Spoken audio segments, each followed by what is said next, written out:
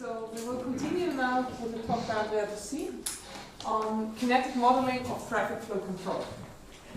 Thank you. First of all, I would like to thank the organizers, Mattia, Giacomo, Alessia, and Sara, for inviting me. It's a pleasure to have the opportunity to speak in this nice summer school about kinetic theories of this research line that we have started not that much time ago together with Mattia, which concerns the kinetic modeling of traffic flow control. Of course, the kinetic modeling of vehicular traffic is not new. It dates back at least to the 60s or 70s with the works by Ilya Prigogine mainly. And then, it was pushed into, new types of problems at the end of the 19th by the group of Axel Klar, who was here in the past days. So now what I would like to speak of is the application of, control strategies to traffic flow and the possibility of embedding such control strategies into a kinetic description. The motivation is the recent, attention that is being paid to driver assist technologies, autonomous vehicles, and so on. So what I would like to show with this presentation is that the kinetic approach may provide a useful multi-scale paradigm, multi-scale framework for embedding these topics of driver assistance technologies into the description of traffic flow. I would like to start actually with the description of the model without control, just to fix the background ideas, and then we will add the control afterwards. So, as usual in kinetic theory, we start from the microscopic scale, which is described by binary interaction models among vehicles. We use as microscopic states of our particles, which are the vehicles, the speeds, and unlike, gas dynamics, our speeds belong to a bounded interval, 0, 1. The property is that they have a constant sign that we take positive because we consider one-directional flow of vehicles along a single lane of a road. And this one is the dimensionless maximum speed which is allowed. V and V star are the two speeds of the two generic particles which interact in a binary interaction. Then another parameter which will be of interest in the construction of the model is the density of the vehicles. Again, in dimensionless form, we may assume that it is a parameter between 0 and 1, which describes the congestion of the road. And then we write down a sufficiently simple and hopefully meaningful model to explain in which way vehicles change their speeds in consequence of an interaction. Interactions in traffic are naturally, in some sense, binary, because if you think of what you do when you drive, you tend to adjust your speed essentially according to what the vehicle in front of you is instantaneously doing. And this concept is already present actually in purely microscopic models of vehicular traffic formulated at the particle level. I'm speaking of, for those of you who know them, follow the leader models, for instance, in which the system is written as a model of ordinary differential equations, but actually the coupling of these ordinary differential equations is in pairs of vehicles. So, the idea is that there is one vehicle which doesn't change speed during the interaction, and we assume that this is the vehicle in front. And the rear vehicle instead changes from V to V prime in consequence of what? In consequence of simple deterministic dynamics, which includes an acceleration part. Here you see a relaxation of V towards the maximum possible speed, 1. And a deceleration part, which is a relaxation of V towards a fraction of the speed of the vehicle in front. This function P rho is what we actually not we, because Prigogine already introduced this concept, but we continue to call the probability of accelerating. And you see that these two contributions are weighted in a convex linear combination by p rho and 1 minus p rho. The idea is that this is a function between 0 and 1 such that it is close to 1 when rho is small, so that acceleration is enhanced, and it is close to 0 when rho is close to 1, so that braking is enhanced. And then we add a stochastic perturbation of these deterministic dynamics. Here eta is a centered random variable, that is with the zero mean and a certain variance that we call sigma squared, which is strictly positive, and D is a diffusion coefficient. The idea is that this term summarizes everything which is not deterministically modeled in the change of speed during a binary interaction.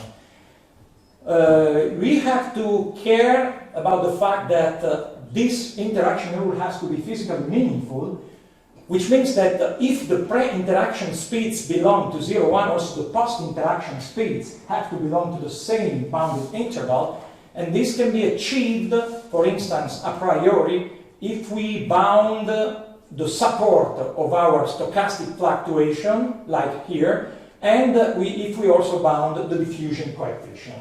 This allows us, just to look ahead at the kinetic description, to avoid the necessity of putting kind of kernel in our kinetic equation, so that we can use the approximation of Maxwellian particles for our kinetic description. And the kinetic description is a Boltzmann-type one, in which we introduce the distribution function of the speed of the vehicles at time t, and then we write a Boltzmann-type equation in weak form, where this function phi is any observable quantity given as a function of the microscopic state, that is the speed, and here you have the reason why these moments, think of phi of v like a power of v, so this gives you the moments, the statistical moments of f, should change during an interaction, essentially because of an average of the variation of phi before and after the interaction. Then starting from this equation, for instance, if we choose phi of v equal to v, so that we define the mean speed of the flow in this way, and using the interaction rules that we have seen before, we can derive, the model is at the microscopic level is sufficiently simple that we can derive an explicit and closed equation for the mean speed, which in particular gives us the asymptotic speed, the one which I denote with this infinity superscript, which turns out to be a function only of that parameter rho, which is the congestion of the road. Why is this important in the description of traffic? Because one of the main quantities which are looked at both experimentally and theoretically for describing at the aggregate level the traffic flow are the so-called speed diagram, that is the map from rho to the mean speed at equilibrium, and the so-called fundamental diagram, which is the relationship between the density rho and the flux, that is the product of rho times the mean speed at equilibrium. And if, for instance, we choose this probability of accelerating in this form, 1 minus rho to some power, z, which is precisely a function which behaves as we said at the beginning, then we get these diagrams, of course, depending on the specific value of the exponent that we fix, and in particular, if z is equal to 2, we get some behavior of the speed diagram and of the fundamental diagram, which resembles very much the trend that one can observe, at least in an approximate way, from the experimental measurements. In particular, the speed which decreases monotonically from 1 to 0, and the flux which has this change of concavity in the region of sufficiently high density of traffic. But of course, if we now, starting from the Boltzmann-type description, if we perform the quasi-invariant interaction limit, the one that Professor Toscani described during his lectures, which means that we consider a particular regime in which we assume to be sufficiently close to the equilibrium, and therefore we assume that interactions give a very small contribution to the variation of the speed. And we realize this by scaling the parameters of the interactions by this small parameter epsilon. And we look for large time, because if we assume that we are close to the equilibrium, this means that the time is sufficiently large. This is the so-called quasi-invariant scaling. Then, in the limit, when epsilon goes to 0 with suitable boundary conditions, so that we can recover from the Boltzmann description a Fokker-Planck type description, which may provide us with more detailed information about the equilibrium of the system, and in particular, once we choose one of the possible forms for the diffusion coefficient, here you see it is a function which vanishes when v is equal to 0 and when v is equal to 1, which is what was essentially prescribed in the conditions that I showed you before, and the reason of this diffusion coefficient vanishing at the boundaries of the interval of the speeds is precisely related to the fact that we do not want interactions to send particles outside the interval. So, in particular, the stochastic contribution must vanish when particles are already at the boundary. Then we can recover explicitly a form of the asymptotic distribution, which is a beta probability density function whose parameters are directly related to the microscopic parameters of our interactions and to the expression of the asymptotic mean speed. In particular, it will be important for the following to observe the following facts. If we denote by capital X the random variable which expresses such an asymptotic speed and which is therefore distributed according to f infinity, then using the well-known relationships for beta distributed random variables, we can compute explicitly the mean, which is of course v infinity, and this is consistent, and the variance of x, which has this expression, again, as a function of the asymptotic speed and of the other microscopic coefficients of our interactions. And of course, this means that we can speak of Maxwellian distributions also for traffic. Here you see simply, say, a visual comparison between the theoretical distributions that we have obtained as this beta distribution function for different values of the density, starting from very light traffic to very congested traffic. And here you have an experimental fitting of data performed in this paper, quite recent one. We didn't perform any, say, matching of the parameters. This is just a visual comparison, just to see that what we obtained with that very simple microscopic model looks quite realistic, at least in qualitative terms, as far as the qualitative aggregate description is concerned. Okay, this was the basic for, say, the idea of modeling traffic with kinetic tools. Now let's switch to the controlled case, which is where driver assist technologies come into play. The idea is that now, when you have a vehicle which implements some driver assist technology, the general acronym is this ADAS, which means Advanced Driver Assistance Systems, and which identify in the engineering literature all of these great, say, ensemble of techniques for assisting drivers. Then what changes with respect to the microscopic interactions that I described before is that the vehicle which changes speed, the rear one, in addition to the interaction part, this I is exactly that function p times 1 minus v plus 1 minus p times etc., has a control that we call u, multiplied by this term, capital theta, which in our model is a Bernoulli random variable What is the reason for this theta? The reason is that we want to take into account that not all vehicles are controlled in general. We are not yet at the level of having an entire flux of vehicles which implement driver assist technologies. Therefore, when we pick at random one of the vehicles in our flux, it may or may not be controlled in the sense it may or may not implement these technologies with a certain probability, which is this parameter P of this Bernoulli. So this means that this theta takes the values either 0 or 1, and this P is what in the say, pertinent literature is called the penetration rate of the control technology. It gives you the percent amount of vehicles which actually are controlled in the traffic stream. So the difference with respect to the uncontrolled cases here and an admissible control for us will be something such that, again, the post-interaction speed is between 0 and 1 for all pairs of pre-interaction speeds.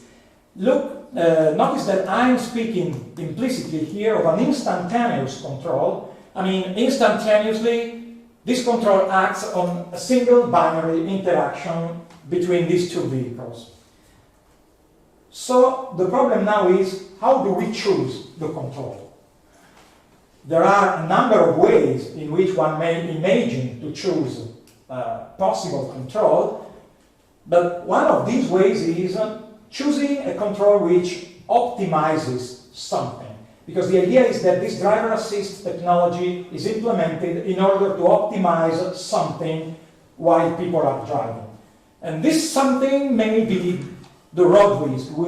One of the goals of driver assistance technologies may be to mitigate the road risk, which, by the way, according to some literature, this is a report of the World Health Organization, may be strictly related to the variability of the speed from one vehicle to another in the traffic flow. The idea is that if the speeds are distributed in such a way to have a great variance, then it means that there are vehicles which are very fast, vehicles which are very slow, and this may increase the risk in terms of accidents to happen. So one of the goals could be to minimize a risk functional which is related to this variability of the speeds. This is just a proposal, just to see how the system works. This J is a functional which depends on the post-interaction speed of the only vehicle which actually changes the speed after the interaction, and on the control U. You see that there is this first part which is kind of distance, actually a square of the distance between the post-interaction speed and the sort of target speed, V0, which may depend on the speed of the vehicle in front and of the traffic congestion. And then here you have, as usual, a penalization of the control, which in particular here we have expressed as the square of U, and this nu is the penalization coefficient, which translates the idea that you have a cost to implement actually the control. And these brackets are simply the average with respect to the stochastic fluctuation linked to the stochastic part of the driver behavior, because of course you cannot imagine to derive control which depends on the stochasticity of the driver, otherwise it would not be actually implementable in a generic vehicle. I would like to discuss two possible choices for this target speed V0. Depending on the choice of V0, you are fixing a different target for your control. A first natural choice is to take V0 equal to the speed of the vehicle in front, so that in some sense this expression becomes the binary variance of, between the speeds of the two interacting vehicles, and your control is trying to instantaneously reduce this gap between you and the speed of the vehicle in front, hoping that this is sufficient in order for, at the aggregate level, the variance of the speed is diminished. Or another possibility is to prescribe a target speed which depends on the level of congestion. You may imagine that there are sensors along the road which detect the instantaneous congestion of traffic and then communicate to the driver assist vehicles which is a kind of optimal speed depending on the current level of congestion of traffic. Then, if you perform the simple optimization of this functional, you can derive explicitly the expression of the optimal u, which is this one, and you see it is in feedback form because it is given as a function of the pre-interaction speeds of the vehicles, v and v star, and then you have coefficients which depend on theta and on the other microscopic parameters, including the penalization parameter. As I said before, the control is admissible provided once you plug it into the interaction rules, it guarantees that the post-interaction speeds stay between the bounds 0 and 1, and this can be achieved a priori if we bound the support of the random variable eta in a way which is different from before, because now it includes the presence of the control, while the bounds for the diffusion coefficient are exactly the same as before. But this is important because this means that we can use again the Maxwellian approximation in our Boltzmann equation without caring of interaction kernels. Okay, and then we can repeat the same steps as before. We write a Boltzmann-type equation for the new interactions, which are these ones when you plug here u star, so this contribution. The novelty is here that at the right-hand side we also have to take the expectation with respect to the random variable theta, which means averaging with respect to the distribution of the driver assist technology. Then we can, from here, recover a new Fokker-Planck equation in the quasi-invariant limit, and in this case we need an additional scaling besides those that I showed you before. The scaling is of the penalization parameter in order to be able to appreciate a balanced contribution not only of the deterministic and the stochastic parts of the interactions in the limit, but also of the control parts. And this is the new Fokker-Planck equation, in which the main difference is that here you see there are two extra terms which depend on this coefficient p star, which is defined in this way. It is the ratio between the penetration rate P and the penalization of the control. And again, we can recover the Maxwellian, choosing again for D the same expression as before. This is again a beta distribution, a beta probability density function, but now, of course, among the parameters, also this P star enters, because the shape of the distribution is actually influenced by the action of the control. And if we look now at the asymptotic speed and at its variance to check if at the aggregate level our control strategies, our microscopic control strategy has actually been effective, what we see is that, okay, the expected value is this parameter V infinity, which enters the parameters of the distribution and which will depend on the specific target speed that we have chosen. The important thing is that now the variance of the speed at the aggregate level is similar to the one we had before, but for this P star at the denominator, which says that in any case we are going in the right direction of reducing at the aggregate level the variance, although we are not controlling the aggregate flow, but just instantaneously some portion of the microscopic interactions. Now, of course, depending on the type of target speed V0, we may derive different expressions for the mean speed. For instance, if we take V0 to be V star, that is the speed of the vehicle in front, which means that we are in each binary interaction we are trying to reduce the binary variance, then surprisingly, but after having obtained it, it is not that surprising, we get the same asymptotic speed as in the uncontrolled case, which means that at the macroscopic aggregate level, if we look at the mean speed only, we are not actually able to see any difference between the uncontrolled and the controlled case, which also means that if we look at the purely macroscopic level, we may have the wrong impression that the control implemented through driver assist vehicles has actually no effect, but in fact it has, because of this P star precisely in the expression of the variance.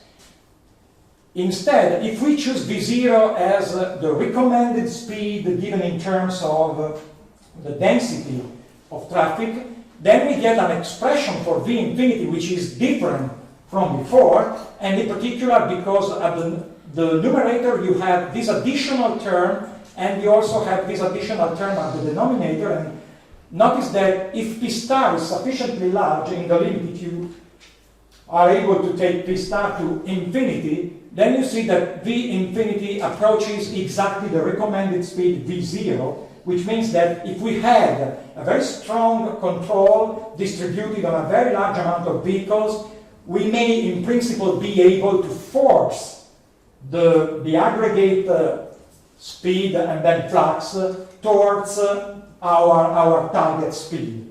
Otherwise, we have a compromise between this part, which is the natural speed that drivers would adapt to naturally with their uncontrolled interactions, and this part, which is the correction that the control tries to implement. Consider, for instance, the first case, which is easier to analyze if we take this target speed, which gives us the same mean speed as in the uncontrolled case. So this part is exactly the same as the expression, as in the expression of the variance of the uncontrolled case, and so you can really compare this variance and the one of the uncontrolled case. You take, say, the relative gap between the two variances, the uncontrolled one and the controlled one. It turns out to be independent of the expression of V infinity, because this expression is the same. And you have a relationship between this term, which in some sense gives you the percent amount of reduction of the variance, and P star, which is the effective penetration rate of the technology. You can represent the two in diagrams like this one, which may be useful to solve actually the inverse problem. That is, suppose you want to reach a certain percent level of reduction of the variance, I mean the aggregate variance in your flux. What is the minimum percent amount of driver assist vehicles that you need to have in your flow in order to reach that level of reduction? So through these diagrams you can recognize that in some cases you can be actually successful in obtaining that level of reduction, but if you pretend too much from your system, then there might not exist, since P is limited to 1, which means 100% of driver assisted vehicles, you might not be able to reach a certain too high level of reduction of your variance. Then there are also, this is for two specific examples of interactions and target speeds. These results can be generalized in the sense that, for instance, if you consider the binary variance control, then you can generalize what I just said to interaction functions of this form, that is, functions which are linear affine or in the pre-interaction speeds. You can prove that the fact that the mean speed is the same in the controlled and uncontrolled case, but the variance is reduced, doesn't depend on that specific form of the interactions. There is a class of interaction functions that give you this result, and this matches, in particular, this part matches precisely the experimental observations. There are already a certain number of measurements of traffic flow properties with driver assist vehicles embedded in the flow. What they observe is that the macroscopic flux of the vehicles is not changing that much by the presence of driver assist vehicles, but what changes is, say, the dispersion of the speeds, and so this translates exactly this idea. In the other case, if you implement a recommended speed control, then which means choosing as target speed this one, then if you simply assume that I and D are bounded and are such that, of course, the bounds on the post-interaction speeds are preserved, here it's much more difficult to compare the uncontrolled and the controlled case because also the mean speed is changing.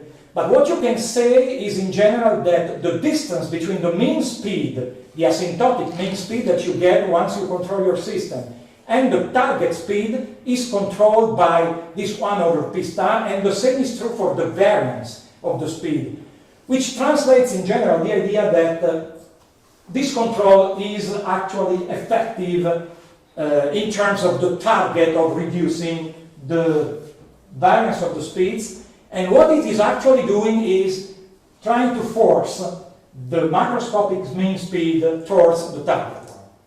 And just to conclude, what else can we do and what else are we doing or have already a bit done?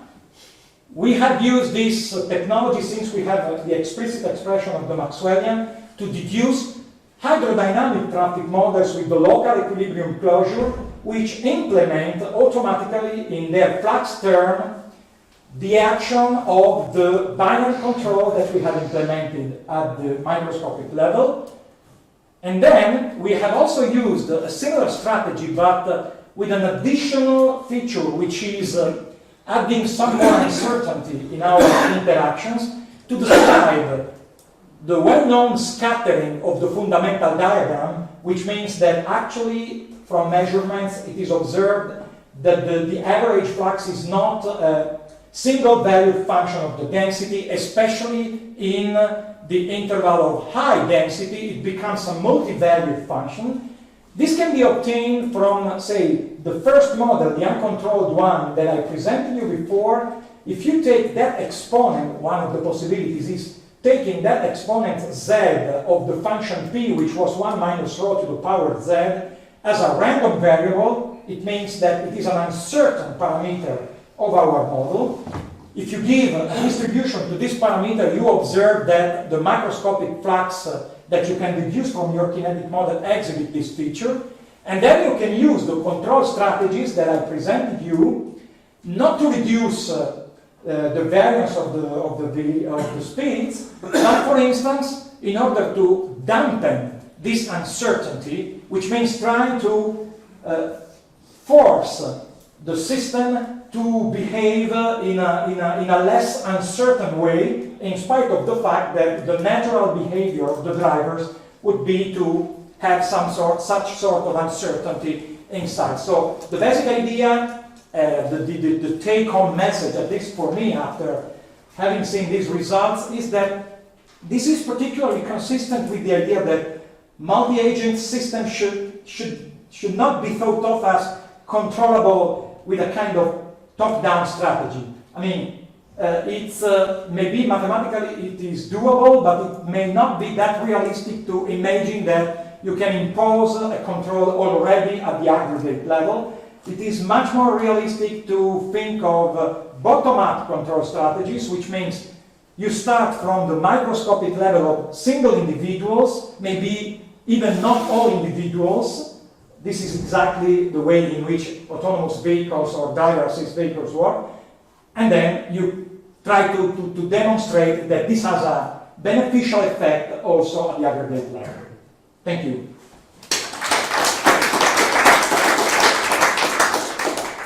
Very much. Are there questions or remarks? How much does this depend on this assumption that you're interacting with one vehicle? So, how much does it depend on? That you are interacting just with the vehicle in front of you. Yeah. So you mean, let's say, here? Here you say that this is, you're always looking at the vehicle in front and not on the lane on the right or the lane on the Okay, right. no, in fact, actually all of this, I didn't say it explicitly, but is in the space homogeneous situation. So we don't have space either in the flow direction or in the transversal flow direction. So I don't know what is the answer to your question because if you want to know how all of this changes when you consider the space both in front and lateral space, actually, I don't know, we don't have at present for this kind of, say, problem, precise results. We did something, but which is not directly concerned with the implementation of control strategies. Because I usually when I'm on the road, I'm on the bicycle, and I was looking at your picture and the cyclist there, and I wasn't sure which one your car was looking at. Was he looking at the car or was he looking at the bicycle? Well, in general, so you mean you are this guy here? Yes, yeah, I'm this guy, and I'm afraid of somebody hitting me. Yeah. Here is the point in which you have to trust the technology.